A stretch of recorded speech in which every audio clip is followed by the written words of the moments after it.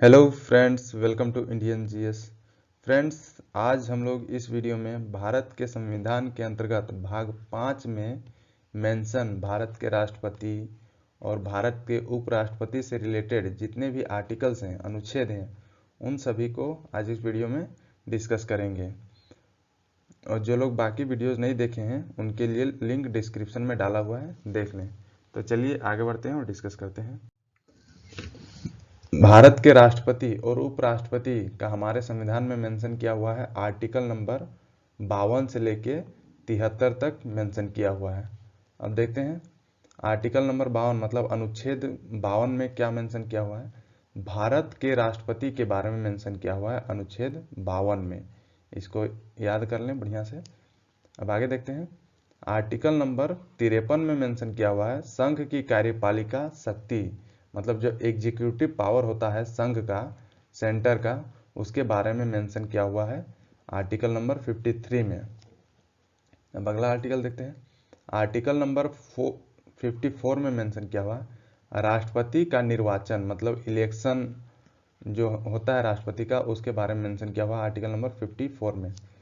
और article number 55 में mention किया हुआ है कि राष्ट्रपति के निर्वाचन की रीति, मतलब जो प्रोसेस होती है राष्ट्रपति के निर्वाचन के लिए, उसके बारे में मेंशन किया हुआ है आर्टिकल नंबर 55 में। अब देख लेते हैं कि क्या प्रोसेस होती है।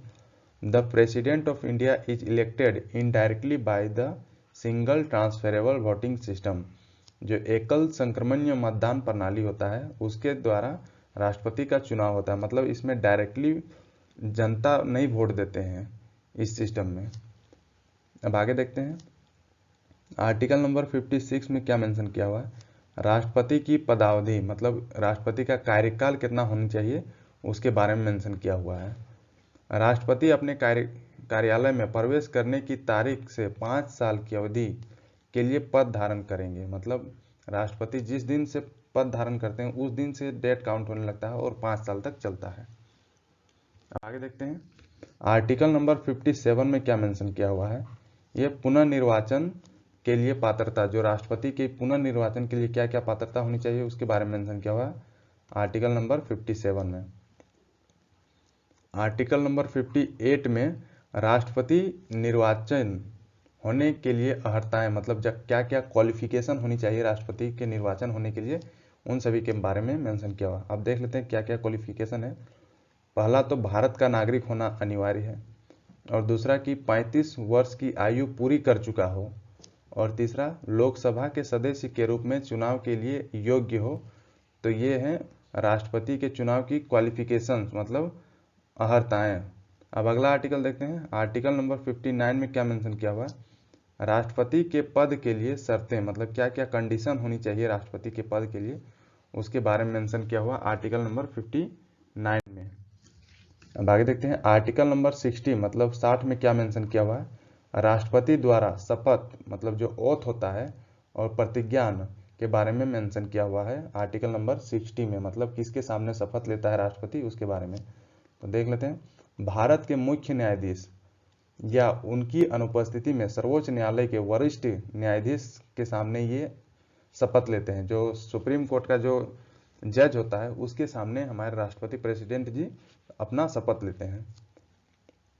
अब आगे देखते हैं आर्टिकल नंबर 61 में क्या मेंशन किया हुआ है। राष्ट्रपति पर महाभियोग, मतलब जो इम्पीचमेंट का जो प्रोसेस होता है, चलाने की प्रक्रिया जो होती है, उसके बारे में मेंशन किया हुआ है आर्टिकल नंबर 61 में, अनुच्छेद 61 में। अब आगे देखते हैं आर्टिकल नंबर 62 में क्या मेंशन किया हुआ है। राष्ट्रपति के पद में रिक्त को भरने के लिए निर्वाचन करने के समय और आकस्मिक रिक्त को भरने के लिए निर्वाचित व्यक्ति की पदावधि, मतलब अगर राष्ट्रपति का पद खाली हो गया तो उस टाइम कैसे राष्ट्रपति का पद भरा जाए, क्योंकि ये एक संवैधानिक पद है और इसको कभी खाली नहीं छोड़ा जाता है। तो उसके जब अगर कोई आकस्मिक घटना हो जाए उस टाइम के पद को कैसे भरा जाए उसके बारे में मेंशन किया हुआ है आर्टिकल नंबर 62 में। अब अगला आर्टिकल देखते हैं। आर्टिकल नंबर 63 में क्या मेंशन किया हुआ है। भारत का उपराष्ट्रपति, जो भारत का वाइस प्रेसिडेंट होता है, इंडिया का वाइस प्रेसिडेंट, उसके बारे में मेंशन किया हुआ है आर्टिकल नंबर 63 में। अब अगला आर्टिकल नंबर 64 में क्या मेंशन है। उपराष्ट्रपति का राज्यसभा का पदेन सभापति होना, मतलब जो हमारे उपराष्ट्रपति होते हैं, वाइस प्रेसिडेंट होते हैं, वो जो राज्यसभा का जो पदेन सभापति वही कहलाते हैं, मतलब एक्स ऑफिशियो चेयरमैन कहलाते हैं। अगर वो राष्ट्रपति उपराष्ट्रपति बन गए तो मतलब वो ही राज्यसभा के सभापति ही कहलाएंगे। अब आगे देखते हैं आर्टिकल नंबर 65 में क्या मेंशन है। राष्ट्रपति के पद में आकस्मिकता रिक्त के दौरान या उनकी अनुपस्थिति में उपराष्ट्रपति का राष्ट्रपति के रूप में कार्य करना या उनके कृत्यों का निर्वहन। मगर इसमें क्या मेंशन है 65 में कि अगर राष्ट्रपति अपने पद पर नहीं है, मतलब कहीं कुछ काम में या बीमार वगैरह पड़ गए हैं, तो उस टाइम उपराष्ट्रपति का कर्तव्य बनता है कि उनके कार्यों का निर्वहन करने का ये सब। तो ये आर्टिकल नंबर 65 में मेंशन किया हुआ है। अब आगे देखते हैं आर्टिकल नंबर 66 में क्या मेंशन है। उपराष्ट्रपति का निर्वाचन कैसे होता है, इसके बारे में मेंशन किया हुआ है आर्टिकल नंबर 66 में। अब आर्टिकल नंबर 67 में क्या मेंशन है। उपराष्ट्रपति की पदावधि, मतलब इसका टेन्योर कार्यकाल कितना होनी चाहिए, उसके बारे में मेंशन किया हुआ है आर्टिकल नंबर 67 में 67 में। अब आगे देखते हैं आर्टिकल नंबर 68 में क्या मेंशन है। उपराष्ट्रपति के पद में रिक्त को भरने के लिए निर्वाचन करने का समय और आकस्मिक रिक्त को भरने के लिए निर्वाचित व्यक्ति की पदावधि, मतलब ये भी सेम है जो राष्ट्रपति के जैसा होता था कि अगर इनका पद खाली हो गया तो उस टाइम कैसे अगला व्यक्ति की पदावधि क्या होनी चाहिए, उनका कार्यकाल क्या होनी चाहिए, उसके बारे में मेंशन किया हुआ है आर्टिकल नंबर 68 में। अब अगला आर्टिकल देखते हैं आर्टिकल नंबर 69 में क्या मेंशन है। उपराष्ट्रपति द्वारा शपथ या प्रतिज्ञान, मतलब जो ओथ और अफर्मेशन लिया जाता है उपराष्ट्रपति का, उसके बारे में मेंशन किया हुआ है आर्टिकल नंबर 69 में अनुच्छेद 69 में। देख लेते हैं कि ये किनके सामने शपथ लेते हैं। The president administers the oath and affirmation of the vice president, मतलब जो राष्ट्रपति होते हैं उनके सामने हमारे उपराष्ट्रपति जी अपना शपथ लेते हैं। अब आगे देखते हैं आर्टिकल नंबर 70 में क्या मेंशन है। अन्य आकस्मिकताओं में राष्ट्रपति के कृत्यों का निर्वहन, अगर कुछ अन्य ये हो गया तो राष्ट्रपति का क्या कृत्य होता है उसके निर्वहन का, इसके बारे में मेंशन किया हुआ आर्टिकल नंबर 70 में। अब आगे देखते हैं आर्टिकल नंबर 71 में क्या मेंशन है।